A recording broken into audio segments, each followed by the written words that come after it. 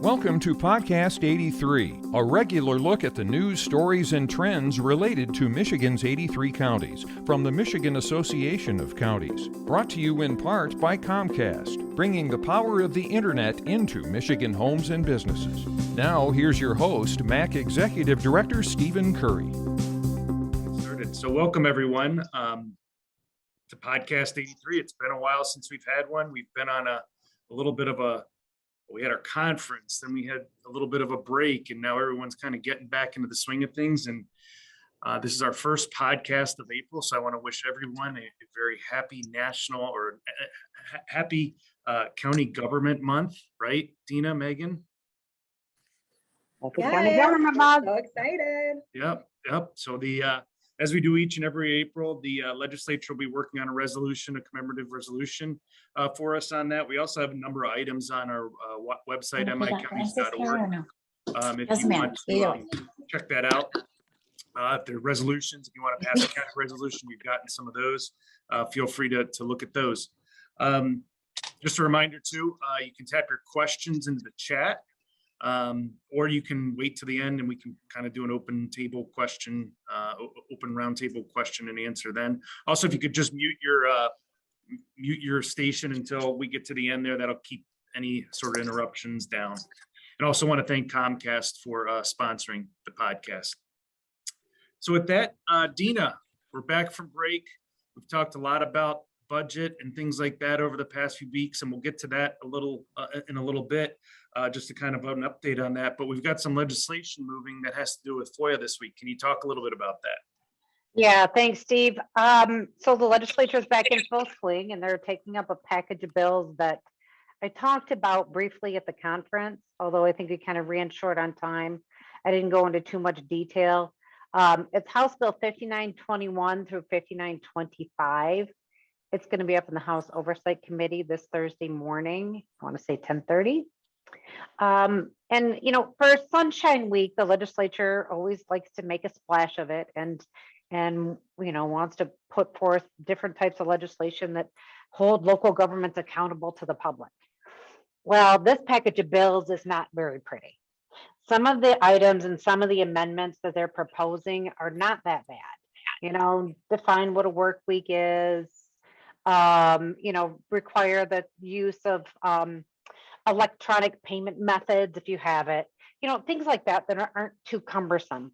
There are some things in there though that we have significant problems with.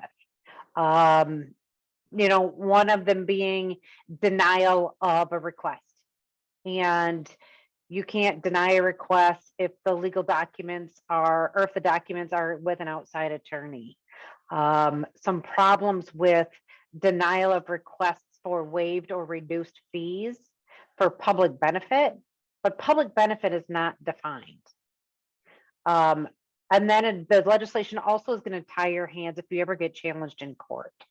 So you are limited to only those reasons that you have stated in your initial denial of a FOIA request, and you can't have any other exemptions brought up if you do get taken to court and challenged on it.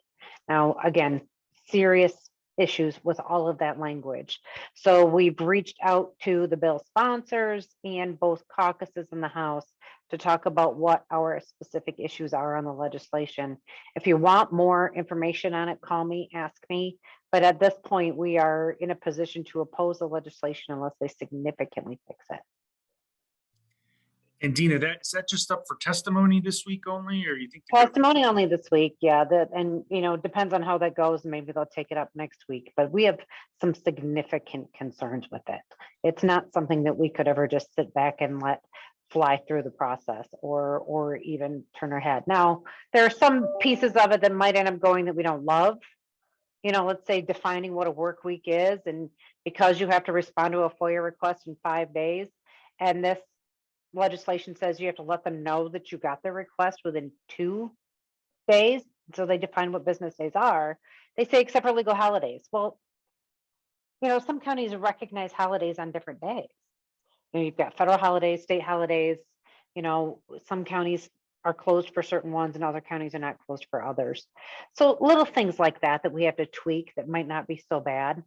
But it's the culpability in the legal process and the changes that they're making to a local unit of government's ability to defend themselves, that is a problem.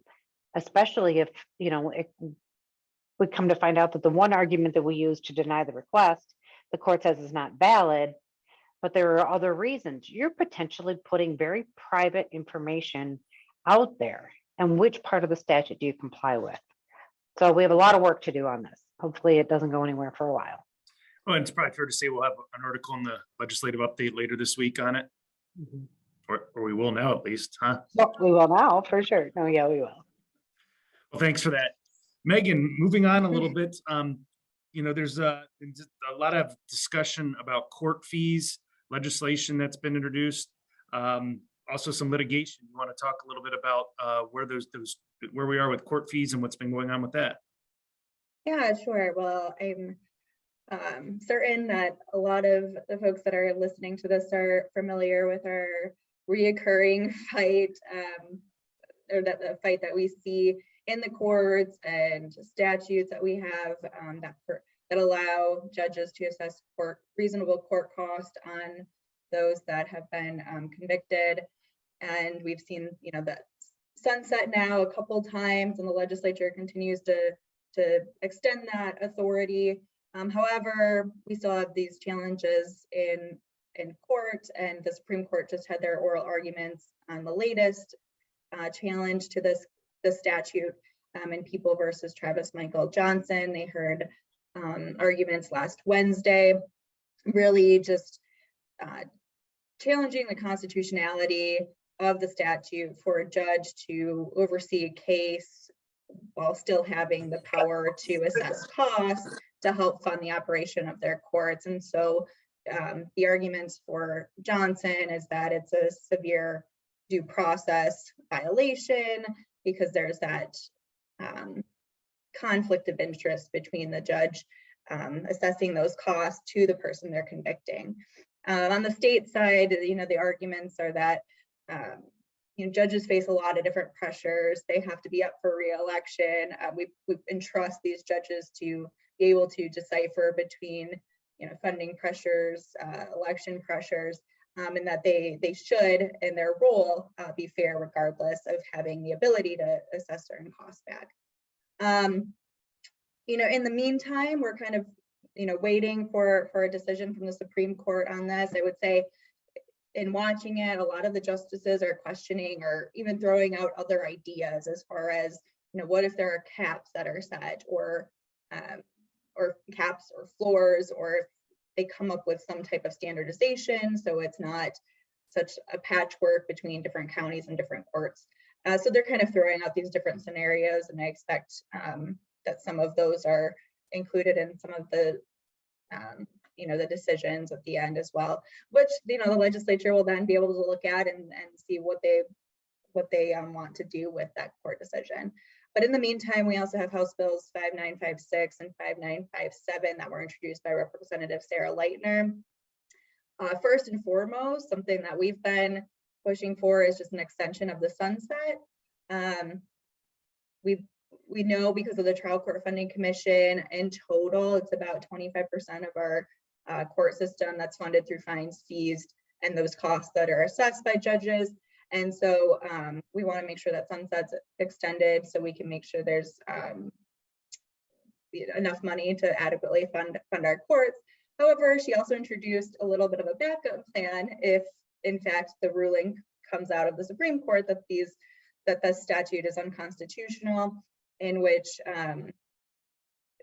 the legislation would essentially authorize the State Court Administrative Office to come up with a formula based on existing data and existing numbers that our local courts should have in order to establish kind of a base formula that the legislature would help fund and send out then to the courts, depending on what that data looks like from previous years of getting court costs. So that's a little bit of a kind of a backup idea. And of course, it's really helpful to have a former county commissioner that's leading the charge on those bills. I know she's talking very in depth with her friends on the Appropriations Committee And we're meeting with the appropriations leaders to talk about the need to make sure we have some backup plan in place and have replacement revenue essentially to help fund the operations of our courts should the Supreme Court deem that statute unconstitutional. What were those bill numbers again, Megan?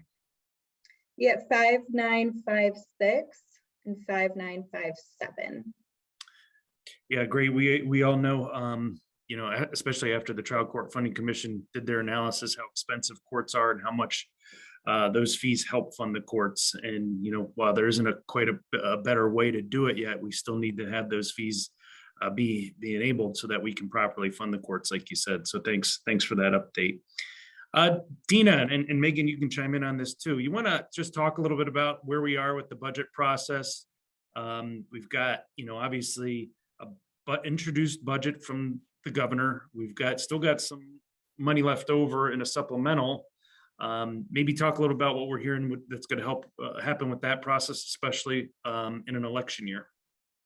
Yeah, I'm going to start off really quick though, Steve, and just go over the highlights of Senate Bill 565. That was that large supplemental that was signed into law by the governor right after our conference. Okay. And so when I gave my update at the conference, I didn't have all the details. Now we've since done an article on it, but I just kind of want to highlight a few things.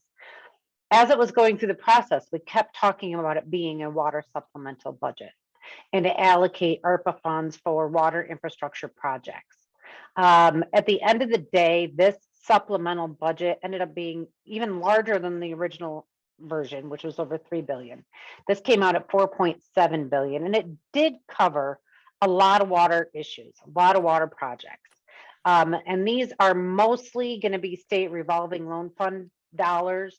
There are some grants in there. There's some low interest or zero interest loans in there as well.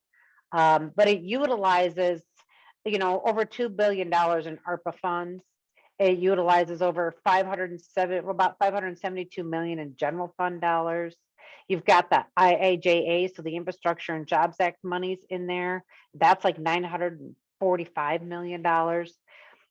And so then they went through and they did a bunch of water stuff. So there's money in there for drinking water. There's money in there for disadvantaged communities to help with their lead line replacement. There's other lead line replacement loan dollars. There's money in there for different clean water infrastructure programs, PFAS cleanup, dam risk reduction grants are in there. You've got, going off the top of my head here, pump station backup generators in there for $66 million. And then there are other allocations. So it wasn't just water. So you've got a housing program in there, $50 million for nonprofit developers to build housing for that middle income range home buyers that need, you know, single family housing or even kind of decent affordable rental housing. You've got, they finally funded the Michigan Infrastructure Office for broadband. So they gave them $5 million to start the office, to start their process, and authorization for 8 FTEs. That's big for us because we need that office to go through and figure out where broadband is, get very accurate maps, and come up with a plan so that then toward the end of this year, they've got a report due so that we can get $100 million into the state to help with this build out. No, 1.3 billion, sorry, hundreds of millions, but up to 1.3 billion. There's money in there for airport infrastructure grants, money in there for local roads and bridges, state roads and bridges, and then some competitive grants for more trails and stuff like that. So anyway, that's an overview of what's in that Senate Bill 565. Department of Treasury did a webinar on it last week where we talked a little bit about some of the programs, but they don't have all of the application processes filtered out yet. So we'll see, you know, hopefully that gets sorted out fairly soon, but for the most part, tons of money in there for everyone out in the state. As far as the rest of the budget goes, you know, I'm talking a lot, Megan, so feel free to pipe in, but we plan, the House is supposed to be kicking out of subcommittee this week their budget recommendations. Senate's supposed to do that next week, and then the budgets will cross over and each individual chamber will work on them again before you have one great big omnibus budget, really probably before June because of the election year, and then a supplemental budget. But anyway, Megan, want to kind of pipe in on that a little bit? I mean, what do you think they're gonna get this done on time for real this time? Yeah, I think that, well, a little bit to the process. So, the Senate will probably get them just to the Senate Appropriations Committee, I think, before the end of April. So it won't be necessarily something that they're like rushing through to get to the other chamber. I think through May, they'll probably work through, negotiations and finalization, but everyone wants to get back home. They have significantly new districts. And so I think both Republicans and Democrats want to get this budget done as soon as they possibly can. And I think that not only do they have the fiscal year 23 budget moving, they have significant federal dollars that still have not been allocated yet. So I remember if it's 2.5 or 3 billion that they still need to allocate. That will probably all be part of the entire conversation, getting all of that out prior to breaking for summer and full swing to campaign season. And so I really think we'll start seeing a lot of the movement. Things are going to get teed up this month, but then in May, kind of see some larger negotiations happening between the legislature and the governor's office. And I think there's a lot of conversation still about gas tax relief. We've seen that now from Senate Majority Leader, the Senate Minority Leader talking about some need for some relief at the pump for residents. So that's all wrapped up in some conversation. We know the governor wasn't really on board with that. I would be remiss if I didn't make a pitch for mental health opposition from the Senate Majority Leader's package of bills that he puts forward, because that's still something that's on his priority list, and he makes a point to bring it up in a number of conversations, because there is a huge funding piece to that, but also he wants to make a push for his Senate Bills 597 and 598 that really shift the administration of our mental health system to the private health plans that we have long opposed. And I know just as last week, we have a beautiful map created of 62 counties that have passed resolutions. So if you're not on that map that Derek created, you might want to take a look at it, reach out if you want to pass a resolution. But so there's just a lot of things that aren't always tied to, numbers. There's policy bills and certain things that are all part of these conversations. So fingers crossed it goes well and gets done, as seamlessly as possible. But there's nothing like new districts to motivate a legislature to get a budget done, right? Exactly. They have so many new doors to hit, so many new people to meet. I will say this though, I'm happy that those who were drawn into the same seats have really kind of figured out their path forward. A lot of them were going to run against each other. And it was going to be, fairly contentious. And so that, it took a little while, but that's kind of sorted out a little bit. Some people in the Senate are now running back for the House. Some people are just in different districts, and a lot of work ahead of them, though. A lot of work ahead of them this year. And it makes sense that they're going to run a supplemental along with the main budget, just so, they can keep track of it and there isn't too much horse trading going on, Oh, I think there's still going to be lots of horse trading going on. Yes, there will be. Yes. Just a matter of when that happens, right? Yeah.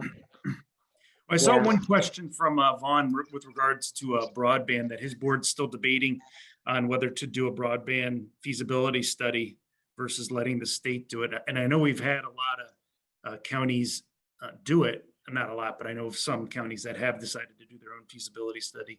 Clinton County comes to mind. I think Lapeer County is looking at it. I know, Deena, we were speaking with Senator Stabeno's office about potential, if someone spends money now, being able to go back and retroactively apply for a grant for some of those items, correct?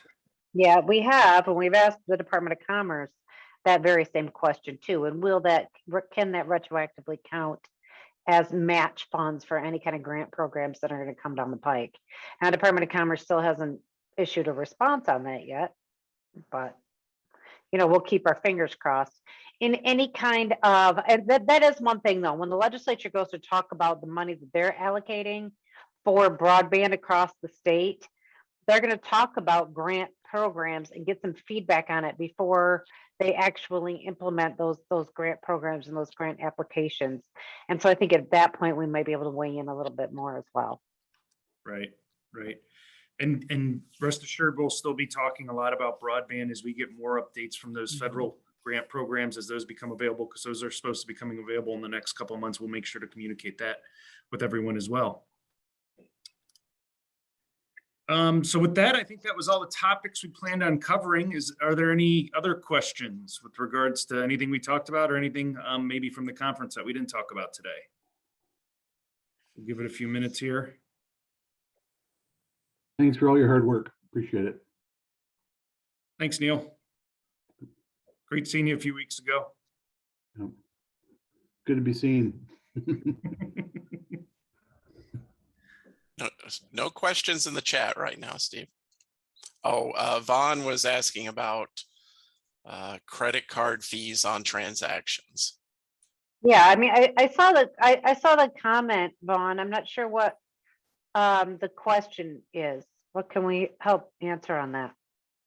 So a constituent went in and they used his credit card and they charged him $2, $3 extra to cover the fee. He asked me, I check with my senator daily, and they said we're one of only 10 states that do allow that to happen. So it's answered, but I guess maybe something to look at in the future. If we want to be not one of 10 states that allow that. He was not happy. Oh, I get those charges at restaurants all the time. Don't you guys? Oh, Yeah. if you're gonna run a credit card, you gotta pay extra. Drives me crazy. Thank you. Anything else? Well, I think that's all we've got for today. We'll be back next week. Again, happy National County Government Month. Deena, Megan? God, we're just kind of, Where are we? Happy National County Government Month. Yay! I know we're kind of off. We're trying to hit our stride here. We got to get back in the groove of things. We had too long of a break from our podcast. We'll get it back next week. At least you have the warm weather down there. Yeah, that's true. Temporarily. We struggled through the weekend. It got kind of warmer down here today, so hopefully that'll stick around for a while and keep everyone in a good mood. Well, thanks everyone. Have a good week. Thank you for listening to today's episode of Podcast 83, brought to you in part by Comcast, bringing the power of the internet into Michigan homes and businesses.